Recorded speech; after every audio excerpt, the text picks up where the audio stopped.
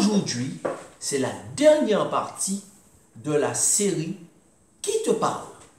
La voix du serpent ancien, appelé le diable et Satan, ou la voix de Jésus-Christ, le bon berger. Un message exceptionnel de la part du Seigneur Jésus-Christ. Prions le Seigneur, notre Dieu, notre Père. Nous voulons que tu nous parles aujourd'hui par ton Saint-Esprit pour nous montrer comment faire pour pouvoir distinguer la voix du serpent de ta voix et pour pouvoir être béni par toi et sauvé. Ce sont les grâces que nous te demandons. Au nom de Jésus-Christ et pour sa gloire. Amen. Lorsque Jésus était sur terre, après son baptême, dans le désert, il a été dans le désert, et il a su distinguer très clairement la voix du serpent, Satan, le diable, qui était venu pour le tenter. Il savait distinguer la voix du serpent de la voix de son Père et de la voix du Saint-Esprit pour pouvoir remporter la victoire sur Satan. Il nous a donné un exemple.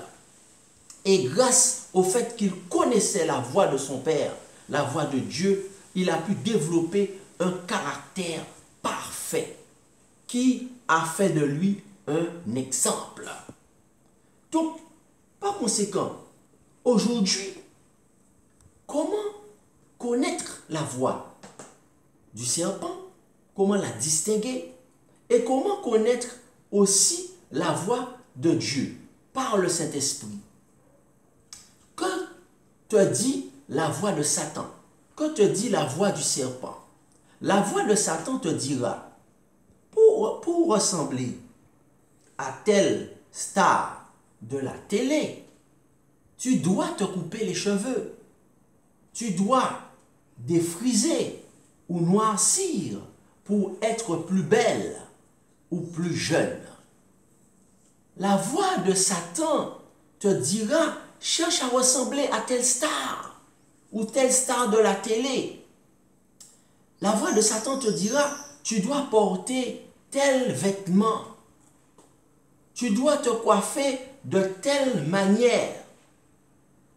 Cher chrétien, qui te dirige?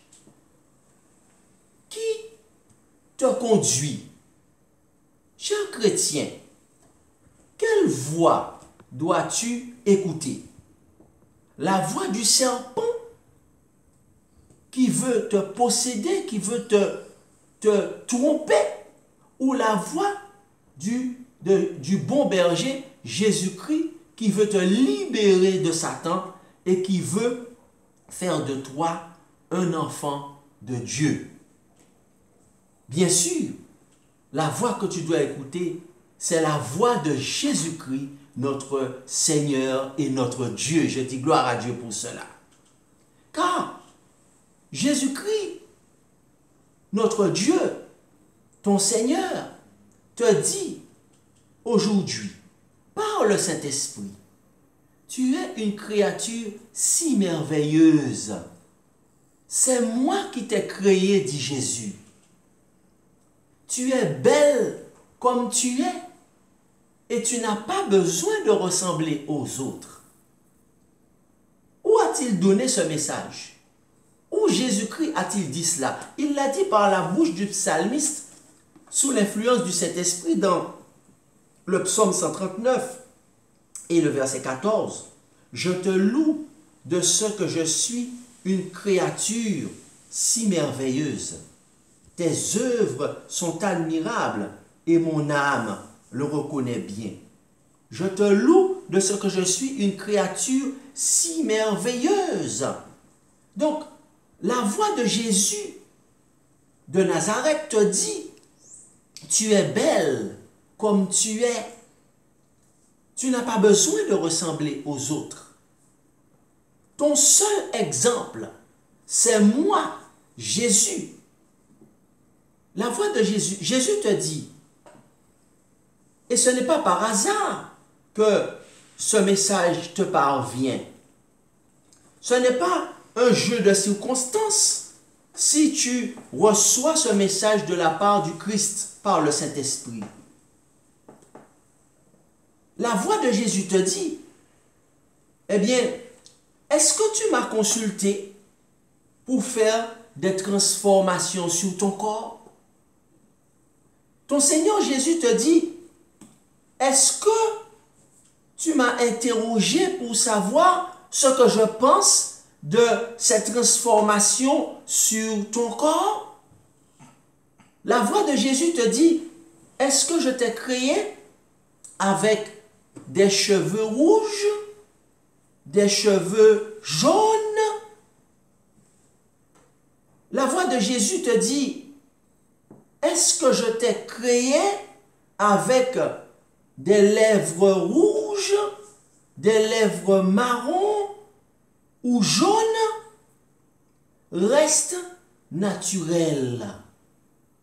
La voix de Jésus-Christ te dit, reste, mon frère, naturel. Reste, chère chrétienne, naturelle. Chère chrétienne, reste naturelle. Comme je t'ai créé. La voix du Saint-Esprit, de Jésus-Christ, par la bouche du Saint-Esprit, te dit, reste comme je t'ai créé. C'est-à-dire une créature si merveilleuse. La voix de Jésus-Christ, du Saint-Esprit te dit, n'écoute pas Satan qui te dit que pour être belle, tu dois ressembler à l'esprit de Jézabel. La voix de Jésus-Christ te dit par le Saint-Esprit, ne sois pas la proie de Satan, ne sois pas une victime de Satan en voulant pour être belle. N'écoute pas Satan qui te dit que pour être belle, tu dois ressembler à l'esprit de Jézabel. C'est un jeu de mots que le Saint-Esprit te dit, mais c'est un jeu de mots qui a beaucoup de sens. Beaucoup de sens. La voix de Jésus-Christ par le Saint-Esprit te dit, tout ce qui est faux, tout ce que tu as sur toi ne vient pas de moi. La voix de ton Sauveur, la voix de ton Seigneur te dit que tout ce qui est faux, tout ce qui est faux que tu as sur toi ne vient pas de moi. Qu'est-ce qui est faux? Qu'est-ce qui est faux? Tout ce qui est faux, tout ce qui n'est pas naturel, tout ce qui est sur toi et qui est faux ne vient pas de moi. La voix de Jésus te dit, moi je suis Dieu et il n'y a pas d'ombre de variation en moi. La voix de Dieu te dit cela. Et naturellement, Dieu a déclaré ça dans la lettre de Jacques au chapitre 1er et au verset 16. Ne vous y trompez pas, mes frères bien-aimés. Ne soyez pas trompés, mes sœurs bien-aimées. Qu'est-ce que ça veut dire le mot diable? Le mot diable veut dire celui qui divise, le séducteur. On dit que Ève a été séduite, n'est-ce pas? Quand on regarde la définition du mot séduire dans le dictionnaire, on voit que séduire, c'est tromper. C'est cacher la vérité, c'est dissimuler la vérité par le mensonge. C'est ce que dit le dictionnaire quand on voit le mot séduire. On utilise aujourd'hui le mot séduction comme quelque chose de positif. Mais pourtant, même les linguistes savent que la séduction est quelque chose de négatif. Ça veut dire dissimuler la réalité par le mensonge. N'est-ce pas? Il vaut mieux plaire que séduire. plaire à Dieu, ce qui veut dire chercher à faire sa volonté, ou plaire une femme, plaire à son époux quand l'époux est un homme de Dieu qui est rempli du Saint-Esprit, bien sûr. Mais séduire, c'est négatif, c'est tromper. Donc il dit, ne vous y trompez pas, ne soyez pas trompés, mes frères bien-aimés, mes soeurs bien-aimées. Jacques 1, verset 16. Bien-aimés, Jésus nous appelle, n'est-ce pas? Au verset 17, il nous dit, toute grâce excellente et tout don parfait. Tout ce qui est excellent, ça veut dire tout ce qui est saint, tout ce qui est au plus haut niveau de la moralité, au plus haut niveau de la norme éthique et morale, ne vient pas de l'humanité. C'est ce qu'il est en train de nous dire. Toute grâce excellente et tout don parfait, n'est-ce pas? Ce n'est pas aux hommes qu'on doit le demander. Fût-il des autorités dans quelque domaine qu'il soit, cela peut déranger. Mais toute grâce excellente, tout don parfait, on doit interroger qui? Descendant haut. Alléluia. Qui est en haut? Descendant haut du Père des Lumières. Non pas des Pères des Lumières. Alors, je sais qu'il y en a qui vont me comprendre. Bien que nous respectons les apports des scientifiques quand ils sont inspirés de Dieu. Quand ils sont inspirés de Dieu. Mais il ne dit pas ne viens pas des Pères des Lumières, mais il dit ne viens pas du Père. Il y a un seul Père. Jésus-Christ l'avait dit. N'appelez pas les hommes pères, car il y a un seul Père. Un seul Dieu, vient du Père, c'est le singulier, c'est le masculin singulier, du Père des Lumières, ça veut dire ça vient de Dieu, chez lequel il n'y a ni changement, ni ombre de variation, alléluia. Nous avons la joie de constater que nous servons un Dieu qui ne change pas, et c'est écrit dans le livre du proverbe du prophète Malachie, je suis Dieu et je ne change pas, et c'est pourquoi l'univers est stable, son gouvernement est respectable et respecté, il est stable, il ne change pas, il est le Père des Lumières chez lequel il n'y a ni changement ni ombre de variation.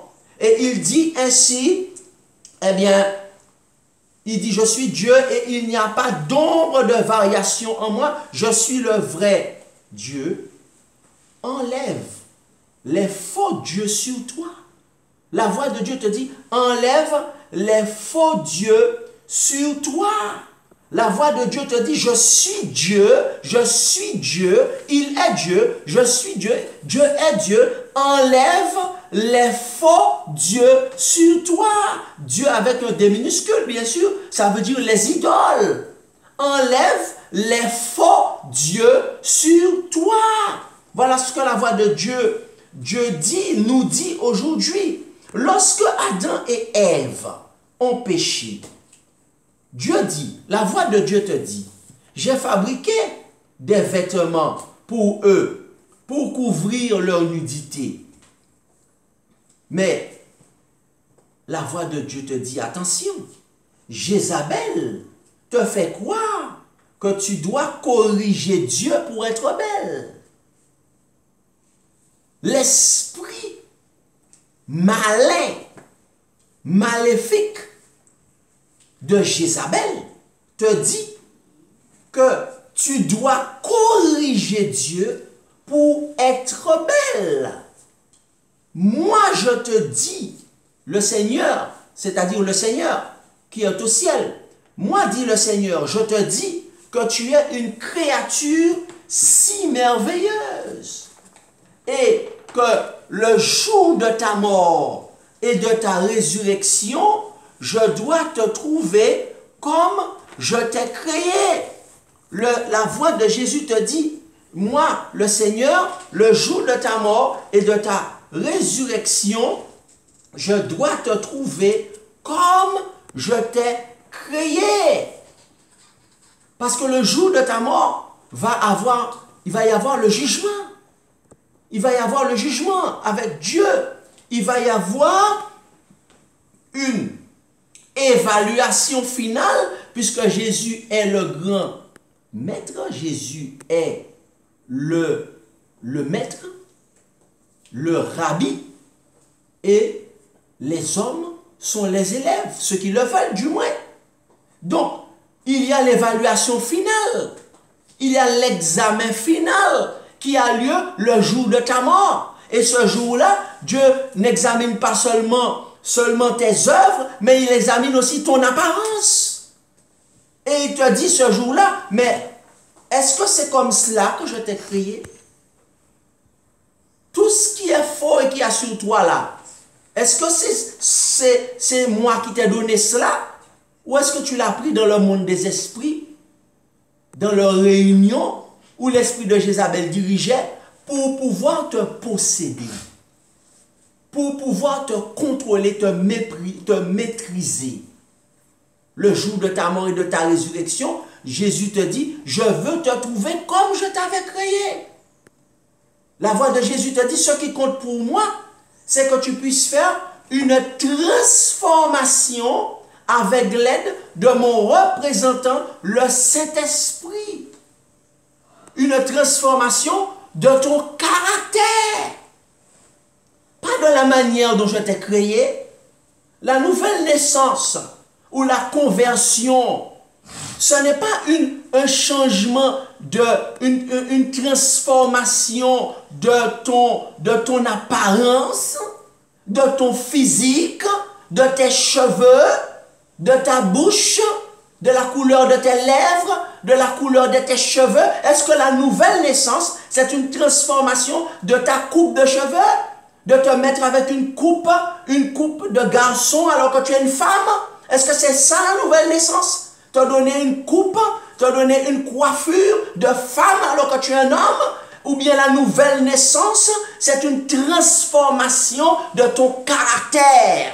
Ce que l'on appelle la conversion, c'est-à-dire un changement de comportement. Alléluia, gloire à Dieu, béni soit le Saint-Esprit. Si tu aimes le Saint-Esprit, dis béni soit le Saint-Esprit. Si tu aimes Jésus-Christ, dis béni soit Jésus-Christ, pour que tu comprennes bien quel esprit qui m'anime. Parce que si ce n'était pas le Saint-Esprit, je ne peux pas dire béni soit Jésus-Christ. Si ce n'est pas le Saint-Esprit qui m'anime, je ne peux pas dire béni soit Jésus-Christ. Je ne peux pas dire cela si c'est le Saint-Esprit qui m'anime. Si ce n'est pas le Saint-Esprit qui m'anime. Donc je te dis béni soit Jésus-Christ. Et le Saint-Esprit te dit que la nouvelle naissance, c'est une transformation de ton caractère. Ça veut dire que tu veux ressembler à Jésus. Tu veux suivre le chemin de la sainteté, de la sanctification, en changeant une transformation de ton caractère, tel qu'il est écrit dans 1 Pierre chapitre 1 et le verset 14, selon qu'il est écrit, comme des enfants obéissants. Comme des enfants comment? Ça veut dire qu'il y a des enfants qui sont désobéissants. Ça veut dire qu'il y a des enfants de Dieu qui sont désobéissants. Alors c'est intéressant. Pourquoi il dit comme des enfants obéissants? Parce qu'il dit qu'il y a deux catégories. Il y a le monde et il y a les enfants de Dieu. Mais apparemment, dans les enfants de Dieu, il y a des désobéissants. Qui marchera pour nous? Qui se lèvera pour nous? Esaïe a dit, me voici, envoie-moi. En effet, apparemment, il y a des enfants de Dieu qui sont désobéissants. Il n'y a pas que le monde qui est désobéissant, puisqu'il dit ici le Saint-Esprit dans 1 Pierre chapitre 1 et le verset 14, comme des enfants obéissants. Alors, cela n'est pas pour nous vexer, pour nous blesser, pas du tout. Le Saint-Esprit veut simplement nous attirer l'attention sur les tromperies de Satan, sur les séductions sataniques. Et personne n'est meilleur que personne, mais simplement, nous sommes tous attentifs à la voix de Dieu et nous ne voulons pas être trompés par Satan. Donc, il ne s'agit pas de bousculer, de blesser, de faire mal. Ce n'est pas le propos, ce n'est pas l'objectif. Au contraire, nous voulons encourager et dire que nous sommes dans un processus de transformation et que le Seigneur nous invite à monter plus haut. Alléluia! Le Seigneur nous invite à augmenter notre niveau d'obéissance et de soumission au Saint-Esprit afin d'être reconnus comme étant des enfants obéissants. Voilà le propos. Le propos n'est pas de nous vexer, mais de nous aider à devenir des enfants obéissants. Il dit comme des enfants obéissants, ne vous conformez pas. Qu'est-ce que ça veut dire conformer? Ça veut dire prendre la forme, adopter quelque chose qui est là. Ne vous conformez pas aux convoitises que vous aviez autrefois quand vous étiez dans l'ignorance. Quand vous étiez dans l'ignorance, aujourd'hui, vous n'êtes plus dans l'ignorance parce que le Seigneur vous révèle les tactiques de Jézabel. Encore un jeu de mots du Saint-Esprit. Le Seigneur vous révèle les tactiques de Jézabel. Alors, en réalité, il dit comme des enfants obéissants, ne vous conformez pas aux convoitises que vous aviez autrefois, quand vous étiez dans l'ignorance. Aujourd'hui, nous ne sommes plus dans l'ignorance. Alléluia. Dis à ton mari, je ne suis plus dans l'ignorance. Dis à ta femme, je ne suis plus dans l'ignorance. Dis à tes enfants, ne sois plus dans l'ignorance. Dis à tes enfants, ne suis plus l'esprit de Jézabel. Mais puisque, verset 15, celui qui vous a appelé est saint, puisque celui qui vous a appelé est saint, vous aussi soyez saints dans toute votre conduite. Selon qu'il est écrit, vous serez saints quand je suis saint. Alléluia. Il dit soyez saints seulement dans votre manière de chanter, c'est cela? Seulement dans le jour où vous adorez, c'est cela? Ou soyez saints dans toute votre conduite.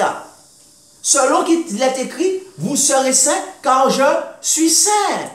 En effet, le Seigneur te dit aujourd'hui d'écouter plutôt sa voix. Il te dit qu'il a été envoyé, non pas, le Saint-Esprit te dit qu'il a été envoyé, non pas pour être en vacances dans ta vie, mais pour te conduire dans toute la vérité.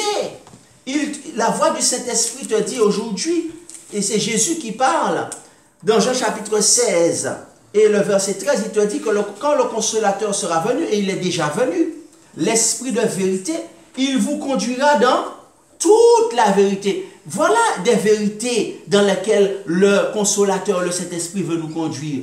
Est-ce que nous sommes prêts à le laisser nous conduire? Est-ce que nous sommes prêts à écouter la voix du Saint-Esprit dans toute la vérité?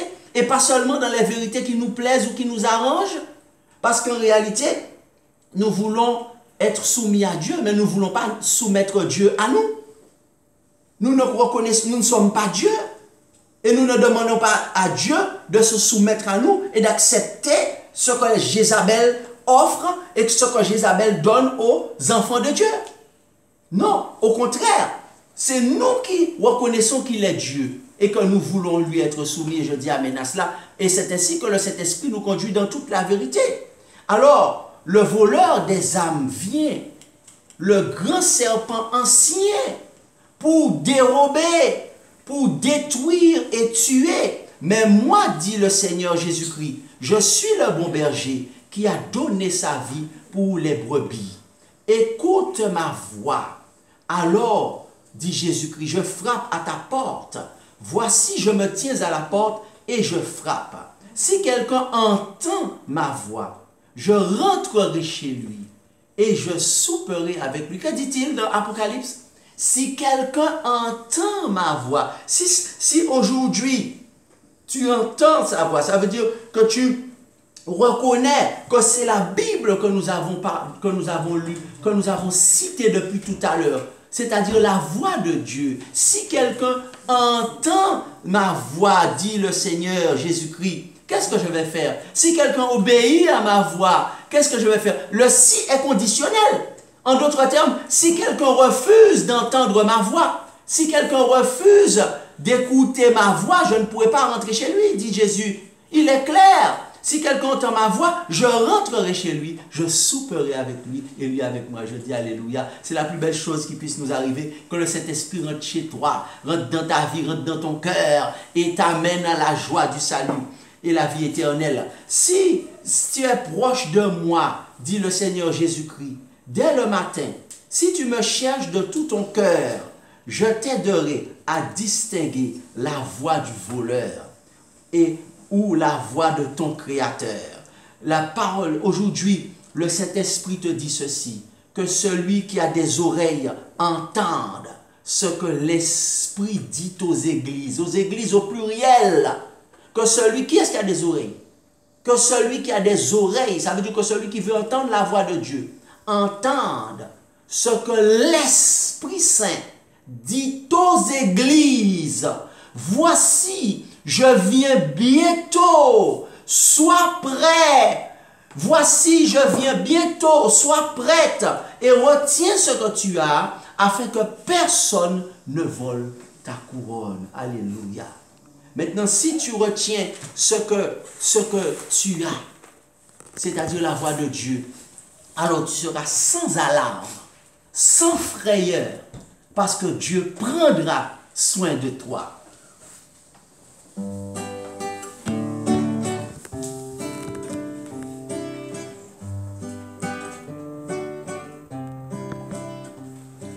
Sois sans alarme, sans frayeur, Dieu prendra soin de toi. Il est ton Père et ton Sauveur, Dieu prendra soin de toi.